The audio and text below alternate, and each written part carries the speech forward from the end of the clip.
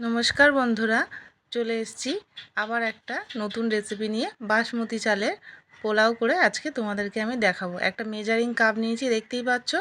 ওই কাপের মাপেই আমি 5 কাপ চাল নিয়েছি, যাতে বুঝতে সুবিধা হয় জলটা দিতে, সেই জন্যই কাপটা ব্যবহার করেছি আমি।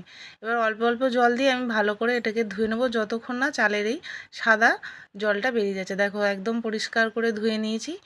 চাল কিন্তু ভিজিয়ে রাখার কোনো প্রয়োজন নেই। এবার ওই চালটাই আমি একটা ছাঁকনিতে দিয়ে শুকনো করে নিয়েছি, রেখে দিয়েছিলাম 15-20 মিনিটের জন্য। তাতেই কিন্তু সুন্দর ঝরঝরে জলটা ঝরে গিয়ে শুকনো হয়ে গেছে, আলাদা করে ভিজিয়ে রাখিনি, তাহলে চালটা ভেঙে যাওয়ার ভয় থাকে। এবারে এখানে আদা নিয়েছি 1 গাঁট মতো, আর গোটা জিরে, শাহি জিরে আর হলুদ গুঁড়ো। হালকা হাতে এটাকে কিন্তু আমি মিশিয়ে ম্যারিনেট করে রেখে দেবো। তেলে কাজু বাদামগুলো আমি ভেজে নিচ্ছি। টুকরো করে পনিরগুলো কেটে রেখেছিলাম, সেটাও আগে ভেজে নিয়েছি। এখানে রয়েছে গোটা গরম মশলা। দেখো, চালটা ম্যারিনেট করে রেখে দিয়েছিলাম, সুন্দর ম্যারিনেট হয়ে গেছে। এবার ওই তেলের মধ্যেই আমি ফোড়নে দিয়ে দিচ্ছি গোটা গরম মশলা, তেজপাতা আর 1 চামচ ঘি। এবারে ওই ম্যারিনেট করা চালটাই, এই ফোড়নটা একটু ভাজা হলেই আমি ওর মধ্যে ঢেলে দিয়ে আস্তে আস্তে নাড়তে থাকবো। একটু সামান্য ভেজে নেব, মোটামুটি এই 3-4 মিনিট ভেজে নেব, খুব বেশি ভাজবো না। এবারে চালটাকে আমি একটু ভালো করে ভেজে নিচ্ছি। তার আগে বলি, আমার চ্যানেলে নতুন হলে চ্যানেলটি সাবস্ক্রাইব করে একটা লাইক দিয়ে পাশে থাকবেন, যদি ভালো লাগে আমার ভিডিওগুলো। দেখুন, আমি চালটা আস্তে আস্তে উল্টিয়ে পাল্টিয়ে ভালো করে ভেজে নিলাম। এবার আমি জল দেবো এই কাপ মাপেই। আমি যেহেতু 5 কাপ চাল নিয়েছিলাম, আমি এখানে 9 কাপ জল নিচ্ছি। ঈষৎ উষ্ণ গরম জল নিলেই ভালো হয়। আমি ওই পাত্রে একটু জলটা আঙুল ডুবিয়ে রাখার মতো গরম করে নিয়েছিলাম। এবারে চালটা আমার ভাজা ভাজা হয়ে গেছে, সুন্দর রঙটাও হয়েছে। দেখুন, আমি এই সময় ওই গরম জলটা কিন্তু এর মধ্যে পুরো দিয়ে দেবো। দিয়ে আমি গ্যাসের ফ্লেমটা কমিয়ে দেবো।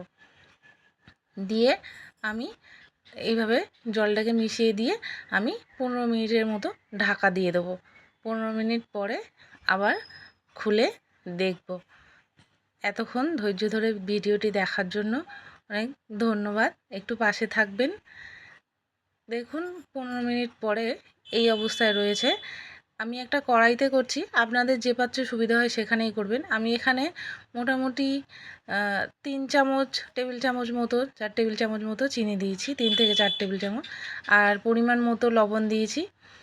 এবারে এই সময় আমি ওই কাজু আর পনির ভেজে রেখেছিলাম, সেটাও কিন্তু অ্যাড করেই ঢাকাটা দিয়ে দেবো।